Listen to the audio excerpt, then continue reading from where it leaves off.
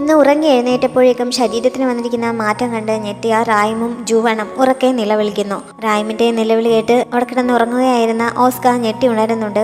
അവനെ കണ്ടതും റായും ഓടിപ്പോയി ബാത്റൂമിൽ കയറി ഒളിക്കുന്നുണ്ട്.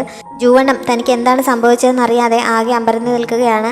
അവളിങ്ങനെ വെപ്രാളപ്പെടുന്നതൊക്കെ കണ്ടപ്പോൾ അടുത്തുണ്ടായിരുന്നവർ ഇവൾക്കിത് എന്ത് പറ്റി, ഭ്രാന്തായോ എന്ന് പറഞ്ഞുകൊണ്ട് അവിടെ നിന്ന് പോകുന്നുണ്ട്. അത് കഴിഞ്ഞപ്പോഴാണ് അവിടെ ഉണ്ടായിരുന്ന കണ്ണാടിയിൽ അവൻ തൻ്റെ രൂപം കാണുന്നത്. അപ്പോഴാണ് റായിമിൻ്റെ ശരീരത്തിലാണ് താൻ എത്തിപ്പെട്ടിരിക്കുന്നതെന്ന് അവൻ അറിയുന്നത്. ഇതെങ്ങനെ സംഭവിച്ചു എന്നറിയാതെ അവൻ വേഗം പുറത്തേക്ക് ഓടുന്നുണ്ട്. പുറത്തിറങ്ങിയപ്പോൾ അവിടെ കിടന്നിരുന്ന ഒരു ചെരുപ്പും എടുത്തിട്ടുകൊണ്ടാണ് അവൻ ഓടിയത്. ഡ്രസ്സും ചെരുപ്പുമൊക്കെ തിരികെ തന്നിട്ട് പോവാൻ ആ സ്പായുടെ ഉടമ വിളിച്ച് പറയുന്നുണ്ടെങ്കിലും അവൻ നിൽക്കുന്നില്ല. റായിമും ഇതിനകം ബാത്റൂമിലെ കണ്ണാടിയിൽ തൻ്റെ രൂപം കണ്ടു കഴിഞ്ഞിരുന്നു. ജുവന്റെ ശരീരത്തിലാണ് എത്തിപ്പെട്ടിരിക്കുന്നതെന്ന് അവളും ഇപ്പോഴാണ് അറിയുന്നത്. എന്ത് ചെയ്യണമെന്നറിയാതെ അവളും ആകെ കൺഫ്യൂഷനായി നിൽക്കുമ്പോഴാണ് ഓസ്കാർ എന്ത് പറ്റിയെന്ന് ചോദിച്ചുകൊണ്ട് ബാത്റൂമിലേക്ക് കയറാൻ ബഹളം വെച്ചത്. അവൾ വാതിൽ തുറക്കാത്തതിനാൽ മറ്റൊരു വാതിലിലൂടെ അവൻ അകത്തേക്ക് കയറുന്നു. പെട്ടെന്ന് അവിടെ ഉണ്ടായിരുന്ന ഒരു ടവലും എടുത്തുകൊണ്ട് അവൾ പുറത്തേക്ക് ഓടുന്നുണ്ട്. പുറത്തേക്ക് ഇറങ്ങി ചെന്നപ്പോൾ ഓസ്കയുടെ കുറേ ഫാൻസ് അവിടെ കാത്തു നിൽപ്പുണ്ടായിരുന്നു. ഇറങ്ങി വന്ന ആളെ കണ്ട് അവർ നിരാശരാകുന്നുണ്ടെങ്കിലും ഓസ്കയെക്കുറിച്ചുള്ള വിശേഷങ്ങൾ അറിയാൻ വേണ്ടി അവർ അവൻ്റെ പുറകെ ഓടുന്നു. ജുവൻ ഇതിനകം ആരുടെയും കണ്ണിൽപ്പെടാതെ തലേദിവസം രാത്രി അവൻ റായിമിന് ഉറങ്ങാൻ നൽകിയിരുന്ന മുറിയുടെ വാതിൽക്കൽ എത്തി തട്ടി വിളിക്കാൻ തുടങ്ങുന്നു. കുറേ തവണ വിളിച്ചിട്ടും അവൾ വാതിൽ തുറങ്ങുന്നില്ല. അപ്പോഴാണ് പുറകിൽ കൂടി അവൾ വന്ന് അവനെ വിളിച്ചത്. തിരിഞ്ഞു നോക്കിയപ്പോഴാണ് തൻ്റെ ശരീരത്തിലാണ് അവൾ എത്തിപ്പെട്ടിരിക്കുന്നതെന്ന് അവൻ അറിയുന്നത്. അങ്ങനെ രണ്ടുപേരുടെയും ശരീരം പരസ്പരം മാറിയതാണ് എന്ന് രണ്ടുപേർക്കും മനസ്സിലാവുന്നു. ഇതെങ്ങനെ സംഭവിച്ചു എന്ന് രണ്ടുപേരും അന്തം വിട്ട് ചോദിക്കുന്നുണ്ട്. ജുവൻ ആണെങ്കിൽ റായിം കാരണമാണ് ഇങ്ങനെയൊക്കെ സംഭവിച്ചത് എന്ന് പറഞ്ഞ് അവളെ കുറ്റപ്പെടുത്തിക്കൊണ്ടിരിക്കുകയാണ്. ഞാൻ എന്ത് ചെയ്തിട്ടാണ് ഇങ്ങനെയൊക്കെ സംഭവിക്കുന്നത്, ഇതിൻ്റെ കാരണം എന്താണെന്ന് എനിക്കറിയില്ല, ഞാനും ആകെ അമ്പരന്നിരിക്കുകയാണ് എന്നൊക്കെ അവൾ പറയുന്നുണ്ടെങ്കിലും അവൻ പതിവ് പോലെ അവളെ വഴക്ക് പറഞ്ഞുകൊണ്ടിരിക്കുന്നു. ഇങ്ങനെ പുറത്ത് നിന്ന് സംസാരിക്കാതെ ആദ്യം നമുക്ക് അകത്ത് പോയി ഇതിനെക്കുറിച്ച് സമാധാനത്തോടെ ഇരുന്ന് ആലോചിക്കാമെന്ന് പറഞ്ഞ് ജുവൻ അകത്തേക്ക് കയറാൻ തുടങ്ങിയപ്പോഴാണ് അതിൻ്റെ കീ കൈവശമില്ല, തലേന്ന് രാത്രി തന്നെ അത് തിരികെ നൽകിയിരുന്നു എന്ന് റായിം അറിയിക്കുന്നത്. സ്വസ്ഥമായിട്ട് എവിടെയെങ്കിലും പോയിരുന്ന് സംസാരിക്കാൻ പറ്റിയ ഒരു സ്ഥലം കണ്ടുപിടിക്കാമെന്ന് പറഞ്ഞ് ജുവൻ അവളെ അവിടെ നിന്ന് കൂട്ടിക്കൊണ്ട് പോകാൻ തുടങ്ങുന്നു. ഇപ്പോൾ അവൾ തൻ്റെ ശരീരത്തിലാണല്ലോ ഉള്ളത്. അതുകൊണ്ട് തനിക്ക് അപമാനം വരുന്ന രീതിയിലൊന്നും നടക്കരുത്, പെരുമാറരുത്, മോർണിംഗ് വാക്കിന് ഇറങ്ങിയതാണ് എന്ന് മറ്റുള്ളവർക്ക് തോന്നുന്ന വിധത്തിൽ താഴേക്ക് നോക്കിക്കൊണ്ട് കൂളായിട്ട് അങ്ങ് നടന്നാൽ മതി എന്നൊക്കെ റായിമിന് നിർദ്ദേശങ്ങൾ നൽകിയിട്ട് അവളുടെ തലയിൽ ചുറ്റിയിരുന്ന ടവലും വലിച്ചെടുത്തുകൊണ്ട് ജുവൻ മുന്നോട്ട് നടക്കുന്നുണ്ട്. റായിം കുറച്ച് പുറകെയാണ് ചേർന്നത്. യൂൻസിയോൾ അവിടെയുള്ള കഫേയിൽ വന്നിരിക്കുന്നത് കണ്ട് അവൾ മറഞ്ഞു നിൽക്കുന്നു.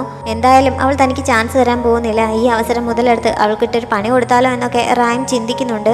അപ്പോഴേക്കും ജുവണം അവളുടെ പുറകിലെത്തുന്നു. നീ ഇങ്ങനെ നിൽക്കുന്നത് കണ്ടാൽ മറ്റുള്ളവർക്ക് സംശയങ്ങൾ തോന്നുകയുള്ളൂ എന്ന് പറഞ്ഞ് അവൻ അവളെ വഴക്ക് പറഞ്ഞുകൊണ്ട് നിൽക്കുമ്പോഴാണ് ജങ്സു അവരുടെ അടുത്തേക്ക് വന്നത്. റായിമിൻ്റെ ശരീരത്തിൽ ജുവൺ ആണ് എന്നൊന്നും അറിയാതെ റായിമിനോട് എന്താണ് അവിടെ നിൽക്കുന്നത്, ഷൂട്ടിങ്ങിന് വരാൻ ഉദ്ദേശമൊന്നുമില്ല എന്ന് ചോദിച്ച് പതിവുപോലെ ജങ്സു വഴക്ക് പറയാൻ തുടങ്ങുന്നു. ഒന്നാമതേ ജുവണ് അവനെ ഇഷ്ടമല്ല. ഇപ്പം റായിമാണ് എന്ന് കരുതി അവനെ കൺട്രോൾ ചെയ്യാൻ കൂടി ജങ്സു ശ്രമിക്കുകയാണല്ലോ. അതുകൊണ്ട് തന്നെ ജുവൺ ഒട്ടും മര്യാദയില്ലാത്ത രീതിയിലാണ് മറുപടി നൽകിയത്. ഡയറക്ടറോട് ഇങ്ങനെയൊന്നും സംസാരിക്കരുത്, മര്യാദ കാണിക്കണം എന്നൊക്കെ റായിം അവനോട് പറയുന്നുണ്ട്. ഇന്നലെ വരെ തൻ്റെ ശത്രുവായി നിന്നിരുന്ന ജുവൺ ഇപ്പോൾ തന്നോട് മര്യാദയായി സംസാരിക്കാൻ അവളോട് പറയുന്നത് കേട്ട് ജങ്സു അത്ഭുതപ്പെടുന്നു. അത് മാത്രമല്ല റായിമിന്റെ സ്വഭാവത്തിലെ മാറ്റവും അവനെ വല്ലാതെ അമ്പരപ്പിക്കുന്നു. ഇവരുടെ ഈ സംസാരം യൂൻസിയോളും ശ്രദ്ധിക്കുന്നു. ജുവൺ ഇങ്ങനെ റായിമിനെ സപ്പോർട്ട് ചെയ്ത് സംസാരിക്കുന്നതും അവൾ അവന്റെ മുന്നിൽ വലിയ അധികാരത്തിൽ നിൽക്കുന്നതുമൊക്കെ കണ്ട് യൂൻസിയോളും അന്തം വിടുന്നുണ്ട്. റായിം ജങ്സുവിനോട് മര്യാദയുടെ രീതിയിൽ ക്ഷമ പറയുകയും മറ്റും ചെയ്യുന്നുണ്ടെങ്കിലും നീ ഇക്കാര്യത്തിൽ ഇടപെടേണ്ട ആവശ്യമില്ല, എൻ്റെ ടീമിലുള്ളവരെ കൺട്രോൾ ചെയ്യാൻ എനിക്കറിയാമെന്ന് പറഞ്ഞ് ജങ്സു ജുവന്റെ കൈയും പിടിച്ചുകൊണ്ട് അവിടെ നിന്ന് പോകുന്നു. എന്നെ ഇവൻ്റെ കൂടെ പറഞ്ഞയക്കരുത് എന്ന രീതിയിൽ ജുവൻ ആക്ഷൻ കാണിച്ചപ്പോൾ റായിം ജുവൺ ആണ് എന്ന രീതിയിൽ സംസാരിക്കുന്നു. ഇവൾ എൻ്റെ ഗസ്റ്റായിട്ടാണ് ഇവിടെ വന്നിരിക്കുന്നത്, അതുകൊണ്ട് ഇവളുടെ അക്കോമഡേഷനും മറ്റു കാര്യങ്ങളും എൻ്റെ ഉത്തരവാദിത്തമാണ്, ഷൂട്ടിങ്ങിന് അവൾ വന്നോളും എന്നൊക്കെ പറഞ്ഞ് റായിം അവൻ്റെ കയ്യിൽ പിടിച്ചുകൊണ്ട് അവിടെ നിന്ന് പോകുന്നു. റായിം എന്താണ് ഇങ്ങനെ പെരുമാറുന്നത് എന്നൊന്നും ജങ്സുവിന് ഒരു ഐഡിയയും കിട്ടുന്നില്ല. തൻ്റെ ശരീരം ഉപയോഗിച്ച് ജങ്സുവിനോട് അങ്ങനെ ക്ഷമ പറഞ്ഞതിനൊക്കെ തിരികെ പോകുന്നതിനിടയിൽ ജുവൺ അവളെ വഴക്ക് പറയുന്നുണ്ട്. റായിം പക്ഷേ അതൊന്നും അത്ര കാര്യമാക്കാതെ നല്ല സ്പീഡിൽ നടന്നുകൊണ്ടിരിക്കുകയാണ്. അവൾ ഇത്ര ധൃതിയിൽ എങ്ങോട്ടാണ് പോകുന്നതെന്ന് ചോദിച്ചപ്പോഴാണ് ഇന്നലെ രാത്രി നീ ഒരുപാട് വെള്ളം കുടിച്ചായിരുന്നു, എനിക്ക് അത്യാവശ്യമായി ബാത്റൂമിൽ പോകണമെന്ന് പറഞ്ഞ് അവൾ തൻ്റെ ബുദ്ധിമുട്ട് കാണിച്ചത്. ജെൻസിൻ്റെ ടോയ്ലറ്റിലല്ലേ അവൾക്ക് കയറാൻ പറ്റുള്ളൂ. ജുവൺ പുറത്ത് വെയിറ്റ് ചെയ്യുകയാണ്. എന്തായിരിക്കും റായിമിൻ്റെ റിയാക്ഷൻ എന്നറിയാതെ അവനാകെ ടെൻഷൻ അടിച്ച് ആ ഭാഗത്തേക്ക് തന്നെ ശ്രദ്ധിച്ചുകൊണ്ട് നിൽക്കുന്നു. പക്ഷെ അതുമായി യാതൊരു രീതിയിലും പൊരുത്തപ്പെടാൻ കഴിയാതെ റായിം ഉറക്കെ നിലവിളിക്കുന്നുണ്ട്. അതിനുശേഷം രണ്ടുപേരും കൂടി അടുത്തുള്ള കഫേയിൽ ചെന്നിരിക്കുന്നു. അവിടെ ഇരിക്കുന്ന സമയത്ത് ജുവൺ കോഫിയൊക്കെ എടുത്ത് കുടിക്കാൻ തുടങ്ങുന്നുണ്ടെങ്കിലും റായിം സമ്മതിക്കുന്നില്ല. പഴയതുപോലെ ആവുന്നതും വരെ ഒന്ന് കഴിക്കുകയും കുടിക്കുകയും വേണ്ട എന്ന് അവൾ പറയുന്നുണ്ട്. നേരത്തെ ബാത്റൂമിൽ പോയതിൻ്റെ ക്ഷീണം അവൾക്ക് ഇതുവരെ മാറിയിട്ടില്ല. എങ്ങനെയായിരിക്കും ഇത് സംഭവിച്ചിട്ടുണ്ടാവുക എന്നൊക്കെ രണ്ടുപേരും കൂടി പറഞ്ഞുകൊണ്ടിരിക്കുന്നതിനിടയിലാണ് റായും ധരിച്ചിരുന്ന ബ്രായുടെ വള്ളി ടീഷർട്ടിനിടയിൽ കൂടി പുറത്തേക്ക് വന്നത്. ജുവണ് അതെങ്ങനെ പിടിച്ചിടണമെന്ന് അറിയില്ല. അതുകൊണ്ട് റായും അവനെ ഹെൽപ്പ് ചെയ്യാനായി എഴുന്നേറ്റ് നിന്ന് അത് ചെയ്തു കൊടുക്കാൻ തുടങ്ങുന്നു. അവിടെ ശരിക്കും എന്താണ് നടക്കുന്നതെന്ന് പുറത്ത് നിൽക്കുന്നവർക്ക് അറിയില്ലല്ലോ. അതുകൊണ്ട് അവിടെ ഇരുന്നവരെല്ലാം അവർ തെറ്റിദ്ധരിക്കുന്നുണ്ട്. അവരെല്ലാം രൂക്ഷമായ നോട്ടം കണ്ടപ്പോൾ രണ്ടുപേരും ചെയ്യുന്നത് മതിയാക്കി അവിടെ നിന്ന് ഇറങ്ങി പുറത്തേക്ക് പോകുന്നു. തിരക്കൊന്നുമില്ലാത്ത ഒരു സ്ഥലത്ത് പോയിരുന്ന് വീണ്ടും രണ്ടുപേരും കൂടി സംസാരിക്കുന്നുണ്ട്. ഏതെങ്കിലും ഹോസ്പിറ്റലിൽ പോയി ഇതിനെക്കുറിച്ച് സംസാരിച്ചാലോ, അല്ലെങ്കിൽ ഏതെങ്കിലും മന്ത്രവാദിനിയുടെ അടുത്തേക്ക് പോയാലോ എന്നൊക്കെ പല നിർദ്ദേശങ്ങളും റായും പറയുന്നുണ്ട്. പക്ഷേ അതൊന്നും പ്രാക്ടിക്കലല്ല. ഹോസ്പിറ്റലിലേക്ക് ചെന്നാൽ നമുക്ക് രണ്ടുപേർക്കും മെൻ്റലായി എന്ന് പറഞ്ഞ് അവർ അവിടെ പിടിച്ചു കിടത്തും. അതേപോലെ തന്നെ മന്ത്രവാദിയുടെ അടുത്തേക്ക് പോകുന്ന കാര്യം പറഞ്ഞപ്പോൾ അങ്ങനെ എന്തെങ്കിലും സംഭവിച്ചു കഴിഞ്ഞാൽ അത് എൻ്റെ ബിസിനസ്സിനെ കാര്യമായി ബാധിക്കും. അതുകൊണ്ട് അങ്ങനെ ഒരിക്കലും സംഭവിക്കാൻ പറ്റില്ല എന്നും അവൻ പറയുന്നു. അങ്ങനെ റായും പറഞ്ഞുകൊണ്ടിരിക്കുന്ന വഴികൾക്കൊക്കെ ജുവൺ ഓരോ തടസ്സങ്ങൾ പറഞ്ഞുകൊണ്ടിരിക്കുകയാണ്. അവസാനമാണ് റായും ചോദിച്ചതെങ്കിൽ പിന്നെ നമുക്കൊന്ന് കിസ് ചെയ്ത് നോക്കിയാലോ എന്ന്.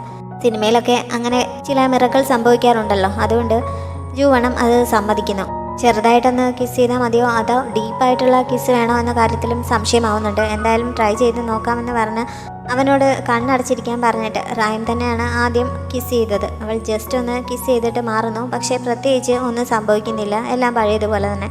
അതുകൊണ്ട് ഒന്നുകൂടി ട്രൈ ചെയ്ത് നോക്കാമെന്ന് പറഞ്ഞ് ഇത്തവണ ജുവൺ അവളെ അടുത്തേക്ക് പിടിച്ച് കിസ് ചെയ്യുന്നുണ്ട്. ഇത്തവണ അതൊരു ഡീപ്പ് കിസ്സാണ്. ഈ സമയത്ത് ഇവർ മുമ്പ് എത്തിപ്പെട്ട സീക്രട്ട് ഗാർഡനിലെ ആ ലേഡി അവളുടെ അച്ഛനായി മാറുന്നത് കാണിക്കുന്നുണ്ട്. ശരിക്കും അദ്ദേഹമായിരുന്നു അത്. അവൾ തിരിച്ചറിയാതിരിക്കാൻ വേണ്ടിയിട്ടാണ് രൂപം മാറി അങ്ങനെ അവിടെ നിന്നത്. ജുവണ്ണും റായ്മിനും സംഭവിച്ചതിനെ പറ്റി അദ്ദേഹത്തിനും അറിയാം. അവിടെ ഉണ്ടായിരുന്ന ഒരു വൈൻ കുപ്പിയിൽ കൂടി അവർ കിസ് ചെയ്യുന്നതൊക്കെ അദ്ദേഹം കാണുന്നുണ്ട്. അദ്ദേഹം അറിഞ്ഞുകൊണ്ടാണ് അവരുടെ സോൾ ഇങ്ങനെ പരസ്പരം മാറ്റിയിരിക്കുന്നത്. അതിന് ജുവണ്ണോട് അദ്ദേഹം അവിടെ നിന്നുകൊണ്ട് ക്ഷമ പറയുന്നുണ്ട്. എൻ്റെ മകളെ രക്ഷിക്കാൻ ഇതല്ലാതെ വേറെ വഴിയൊന്നും ഞാൻ കാണുന്നില്ല. അതുകൊണ്ടാണ് ഇങ്ങനെ ചെയ്യേണ്ടി വന്നത്. എന്നോട് ക്ഷമിക്കണം എന്നൊക്കെ നിറകണ്ണുകളോട് അദ്ദേഹം പറയുന്നു.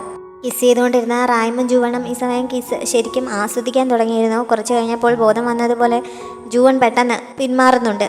അത്രയും ഡീപ്പായിട്ടുള്ള കിസ് ചെയ്തിട്ടും പ്രത്യേകിച്ച് മാറ്റമൊന്നും സംഭവിക്കുന്നില്ല. എന്നെ കിസ് ചെയ്യാൻ വേണ്ടിയിട്ടല്ലേ നീ ഇങ്ങനൊരു ചാൻസ് ഉണ്ടാക്കിയതെന്ന് ചോദിച്ച് ജുവൺ അവളുടെ നേർക്ക് തട്ടിക്കയറുന്നുമുണ്ട്. ഞാൻ പറഞ്ഞ ബാക്കി ഐഡിയ എല്ലാം നീ തന്നെയാണ് കൊള്ളില്ലെന്ന് പറഞ്ഞ് നിരസിച്ചത്. ഇത് പറഞ്ഞപ്പോൾ മാത്രമാണ് നീ സമ്മതിച്ചത്. പിന്നെ എന്തിനാണ് എന്നെ മാത്രം കുറ്റപ്പെടുത്തുന്നതെന്ന് അവൾ ചോദിക്കുന്നുണ്ട്. എന്തായാലും ഇപ്പോൾ ഇങ്ങനെ സംഭവിച്ചിരിക്കുന്നതിൽ ഏറ്റവും കൂടുതൽ വിഷമിക്കേണ്ടത് ജുവൺ ആണല്ലോ. റായ്മിനാണെങ്കിൽ ഇതുവരെ അവൾ ജീവിച്ചിരുന്നതിൽ നിന്ന് വളരെ വ്യത്യസ്തമായിട്ടുള്ള ഒരു ജീവിതമാണ് കിട്ടാൻ പോകുന്നത്. റായും ഇപ്പോഴാണല്ലോ തൻ്റെ ശരീരം ശരിക്കും കാണുന്നത്. താൻ ഇത്ര സുന്ദരിയായിരുന്നുവെന്ന് പറഞ്ഞ് അവൾ സ്വയം പുകഴ്ത്തുന്നുണ്ട്. ജുവണം ഒട്ടും വിട്ടുകൊടുക്കുന്നില്ല. തൻ്റെ സൗന്ദര്യത്തെക്കുറിച്ച് അവനും പൊക്കി പറയുന്നു. ഇതിനിടയിലാണ് റായ്മിൻ്റെ ഫോണിലേക്ക് ഷൂട്ടിംഗ് ലൊക്കേഷനിലേക്ക് ചെല്ലാൻ പറഞ്ഞുകൊണ്ട് മെസ്സേജ് വന്നത്. ഇപ്പോൾ റായുമായി അങ്ങോട്ടേക്ക് പോകേണ്ടത് ജുവൺ ആണല്ലോ. പക്ഷേ പോവില്ല എന്ന് പറഞ്ഞ് അവൻ എതിർക്കുന്നു.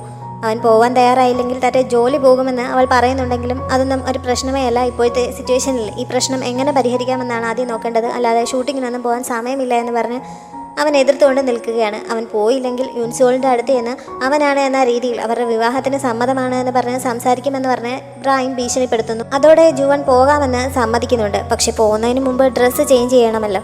അവളുടെ പെട്ടിയും സാധനങ്ങളുമെല്ലാം സ്പായിലിരിക്കുകയാണ്. അങ്ങനെ രണ്ടുപേരും കൂടി തിരികെ സ്പായിലേക്ക് പോകുന്നു. നേരത്തെ അവൾ അവരുടെ ഡ്രസ്സൊക്കെ ഇട്ട് ഓടിയത് കാരണം സ്പായുടെ ഓണർ നല്ല കലിപ്പിലാണ്. ഇപ്പോൾ ജുവണായി നിൽക്കുന്ന റായുമാണ് അവിടുത്തെ കാര്യങ്ങളൊക്കെ ഹാൻഡിൽ ചെയ്തത്. യൂണിഫോം ചേഞ്ച് ചെയ്യാൻ അവർ ആവശ്യപ്പെടുന്നുണ്ടെങ്കിലും അവൾ അതിന് സമ്മതിക്കുന്നില്ല. ഡ്രസ്സ് ചേഞ്ച് ചെയ്യുന്ന സമയത്ത് അവൻ തൻ്റെ ശരീരം കണ്ടാലോ എന്ന് വിചാരിച്ചാണ് അവൾ അതിന് സമ്മതിക്കാത്തത്. അങ്ങനെ ആ ഡ്രസ്സിൻ്റെ ക്യാഷും കൂടി നൽകിയിട്ട് അതേ വേഷത്തിൽ തന്നെയാണ് അവർ തിരികെ പോയത്. തിരികെ റിസോർട്ടിലെത്തിയ സമയത്ത് അവൻ്റെ സെക്രട്ടറി അവരുടെ അടുത്തേക്ക് ഓടി വരുന്നുണ്ട്. സെക്രട്ടറി ജുവണ്ണോട് പറയുന്ന കാര്യങ്ങൾക്കൊക്കെ മറുപടി പറഞ്ഞുകൊണ്ടിരിക്കുന്നത് റായുമാണ്. ഓസ്കയുടെ ഷൂട്ടിങ്ങിൻ്റെ കാര്യത്തിൽ കുറച്ച് ചേഞ്ചസ് വന്നിട്ടുണ്ട്. ആ മാറ്റത്തെക്കുറിച്ച് പറയാൻ വേണ്ടിയായിരുന്നു സെക്രട്ടറി വന്നത്. പക്ഷേ അങ്ങനെ ഒരു മാറ്റം തനിക്ക് സമ്മതമല്ല. എത്രയും പെട്ടെന്ന് അത് ക്യാൻസൽ ചെയ്യാൻ ജുവൺ പറയുന്നുണ്ട്. ഈ ഓർഡർ നൽകുന്നത് ജുവൺ ആണെങ്കിലും സെക്രട്ടറിക്ക് റായുമായിട്ടാണല്ലോ തോന്നുന്നത്. ഇവൾക്ക് ഒറ്റ ദിവസം കൊണ്ട് ഇത്രയ്ക്ക് അധികാരമൊക്കെ വന്നോ എന്ന രീതിയിൽ അവൻ അന്തം വിട്ട് നിൽക്കുകയാണ്. പക്ഷേ അത് ക്യാൻസൽ ചെയ്യാൻ കഴിയുന്നതിന് മുമ്പ് തന്നെ ഷൂട്ടിംഗ് ടീം അവിടേക്ക് വരുന്നുണ്ട്. ഓസ്ക റായുമാണ് എന്ന് കരുതി ജുവൻ്റെ അടുത്തേക്ക് എന്ന് അവരെ കെട്ടിപ്പിടിക്കുകയും സംസാരിക്കുകയും ഒക്കെ ചെയ്യുന്നു. ജുവൺ പക്ഷേ നിനക്ക് തല്ല് വേണോ എന്ന രീതിയിൽ തിരിച്ച് ചോദിക്കുന്നുണ്ട്. റായും അങ്ങനെ പെരുമാറുന്നത് കാരണം ഓസ്കയും ആകെ അമ്പരക്കുന്നു. എപ്പോഴും ദേഷ്യപ്പെട്ട് മാത്രം നിൽക്കാറുള്ള ജുവൺ ആണെങ്കിൽ ഇപ്പോൾ ചിരിച്ചുകൊണ്ട് സംസാരിക്കുകയും ചെയ്യുന്നു. അങ്ങനെ ഓസ്കയ്ക്കും ആകെ കൺഫ്യൂഷൻ ആവുന്നുണ്ട്. ആ ഷൂട്ടിംഗ് കഴിഞ്ഞ് റൂമിലെത്തിയപ്പോഴും ഓസ്ക ഇനി തന്നെ തെറ്റിദ്ധരിക്കുമല്ലോ എന്നോർത്ത് റായും ആകെ വിഷമിച്ചിരിക്കുന്നു. ജൂവന് ദേഹം മുഴുവൻ നല്ല ചൊറിച്ചിൽ അനുഭവപ്പെടുന്നുണ്ട്. അതുകൊണ്ട് ഇന്ന് കുളിക്കണമെന്ന് പറഞ്ഞ് ബാത്റൂമിലേക്ക് പോകാൻ തുടങ്ങുന്നുണ്ടെങ്കിലും റായും അതിനെ സമ്മതിക്കുന്നില്ല. തൽക്കാലം മുഖം മാത്രം കഴുകിയാൽ മതി, കുളിയൊക്കെ രണ്ടുപേരുടെയും ശരീരം തിരികെ ആയിട്ട് മതി എന്ന് പറഞ്ഞ് അവൾ വാശി പിടിക്കുന്നതുകൊണ്ട് ജൂവനും അത് സമ്മതിക്കേണ്ടി വരുന്നു. അവന് ഷേവ് ചെയ്യേണ്ടത് അത്യാവശ്യമാണ്. അത് ചെയ്യാൻ റായിമിന് അറിയാത്തതുകൊണ്ട് ജൂവനാണ് ചെയ്തു കൊടുത്തത്.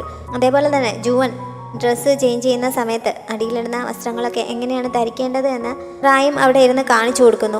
അങ്ങനെ രണ്ടുപേരും ഒരു പരസ്പര ധാരണയിൽ കാര്യങ്ങൾ മുന്നോട്ട് കൊണ്ടുപോയിക്കൊണ്ടിരിക്കുകയാണ്. ഓസ്കാർ ഈ സമയം മാനേജറുടെ നിർബന്ധപ്രകാരം ഷൂട്ടിംഗ് ലൊക്കേഷനിൽ എത്തിക്കഴിഞ്ഞിരുന്നു. അവിടെ എത്തിയ ശേഷമാണ് ചേരനാണ് നായികയായി അഭിനയിക്കുന്നത് എന്ന് അവൻ അറിയുന്നത്. ഓസ്കാർ റിക്വസ്റ്റ് ചെയ്താണ് തനിക്ക് വേഷം കിട്ടിയിരിക്കുന്നതെന്നാണ് ചേരൻ്റെ വിചാരം. അവൻ താനുമായിട്ടുള്ള പിണക്കമൊക്കെ അവസാനിപ്പിച്ച് വീണ്ടും ഒരുമിക്കാനുള്ള തയ്യാറെടുപ്പിലാണ് എന്ന് കരുതി അവൾ ആകെ സന്തോഷിക്കുന്നു. സത്യത്തിൽ യൂൻസിയോൾ ഒരു റിവെഞ്ച് പോലെയാണ് ചേരനെ തന്നെ അതിലേക്ക് തീരുമാനിച്ചത്. കാർ സ്റ്റണ്ട് തുടങ്ങാൻ സമയമായിട്ടും റായും അവിടെ എത്താത്തതിനാൽ ജങ്സു അതിനെക്കുറിച്ച് ബാക്കിയുള്ള ടീം അംഗങ്ങളോട് അന്വേഷിക്കുന്നുണ്ട്. ചിലപ്പോൾ അവൻ നന്നായി വഴക്ക് പറഞ്ഞതുകൊണ്ടായിരിക്കണം അവൾ ലേറ്റ് ആവുന്നത് എന്നൊക്കെ പറഞ്ഞ് ടീം അംഗങ്ങൾ അവളെ സപ്പോർട്ട് ചെയ്യാൻ ശ്രമിക്കുന്നുണ്ട്. ഈ സമയത്താണ് ജൂവണ്ണ റായുമും കൂടി അങ്ങോട്ടേക്ക് വന്നത്. അവൾ ലേറ്റ് ആയതിൻ്റെ പേരിൽ ജങ്സു അവളെ വഴക്ക് പറയുന്നു. ജങ്സു ചോദിക്കുന്നതിനൊക്കെ മറുപടി പറയുന്നത് ജൂവൺ ആണല്ലോ. ഒട്ടും മയമില്ലാതെയാണ് അവൻ ഇപ്പോഴും മറുപടി നൽകിക്കൊണ്ടിരിക്കുന്നത്. മാത്രമല്ല ജങ്സുവിനോട് തനിച്ച് സംസാരിക്കണമെന്ന് പറഞ്ഞ് അവിടെ നിന്ന് പോവുകയും ചെയ്യുന്നു. ജങ്സു പുറകെ പോകുന്നുണ്ട് റായിമിന്. പക്ഷേ അവർ തമ്മിൽ സംസാരിക്കുന്നത് എന്താണെന്ന് അറിയാനുള്ള ആകാംക്ഷ കാരണം അവിടെ ഷൂട്ടിങ്ങിന് തയ്യാറായിട്ട് നിൽപ്പുണ്ടായിരുന്ന അവളുടെ സീനിയറിൻ്റെ വിഗ് വാങ്ങി തലയിൽ വെച്ചുകൊണ്ട് അവർക്ക് പിന്നാലെ പോയി ഒളിച്ചു നിന്ന് അവർ പറയുന്നത് എന്താണെന്ന് കേൾക്കാൻ ശ്രമിക്കുന്നു. ജൂവൻ ജങ്സുവിന് റായിമിനോടുള്ള ഇഷ്ടത്തെക്കുറിച്ച് തുറന്ന് ചോദിക്കുന്നുണ്ട്. ജങ്സു വിചാരിക്കുന്നത് മുന്നിലിരിക്കുന്നത് റായിമാണെന്നല്ലേ. അവളിങ്ങനെ തൻ്റെ ഇഷ്ടത്തെക്കുറിച്ച് നേരിട്ട് ചോദിച്ചപ്പോൾ ജങ്സു ആകെ കള്ളത്തരം കണ്ടുപിടിച്ച അവസ്ഥയിലാവുന്നു. അതുകൊണ്ട് അവൻ ദേഷ്യപ്പെട്ട് അവിടെ നിന്ന് പോവാൻ എഴുന്നേറ്റ സമയത്ത് വിഗും വെച്ചുകൊണ്ട് നിൽക്കുന്ന ജൂവണ്ണെ കാണുകയും ചെയ്യുന്നു. അവനെ അധികം മൈൻഡ് ചെയ്യാതെ ഷൂട്ടിങ്ങിന് സമയമായി എന്ന് പറഞ്ഞ് ജങ്സു അവിടെ നിന്ന് പോകുന്നുണ്ട്. ടൈം ഓടി ജൂവൻ്റെ അടുത്ത് നിന്ന് അവർ തമ്മിൽ എന്താണ് സംസാരിച്ചത് എന്ന് ചോദിക്കുന്നു. അവൾ വിഗും വെച്ച് വന്നിരിക്കുന്നത് കണ്ട് ജൂവണ്ണാകെ കലി കയറുന്നുണ്ട്. അവൻ ആദ്യം അതെടുത്ത് മാറ്റിയിട്ടാണ് സംസാരിച്ചത്. തൽക്കാലം ഈ പ്രശ്നം എങ്ങനെ പരിഹരിക്കാമെന്നുള്ളതിനെക്കുറിച്ച് ആലോചിക്കാൻ, മറ്റൊന്നും ചിന്തിക്കേണ്ട എന്ന് പറഞ്ഞ് അവൻ വിഷയം മാറ്റാൻ ശ്രമിക്കുന്നുണ്ട്. ഞാൻ കുറച്ച് റെസ്റ്റ് എടുത്ത ശേഷം നമുക്ക് ഈ പ്രശ്നം എങ്ങനെ പരിഹരിക്കാൻ പറ്റുമെന്ന് വീണ്ടും ആലോചിക്കാമെന്ന് പറഞ്ഞ് ജൂവൺ അവിടെ നിന്ന് പോകുന്നു.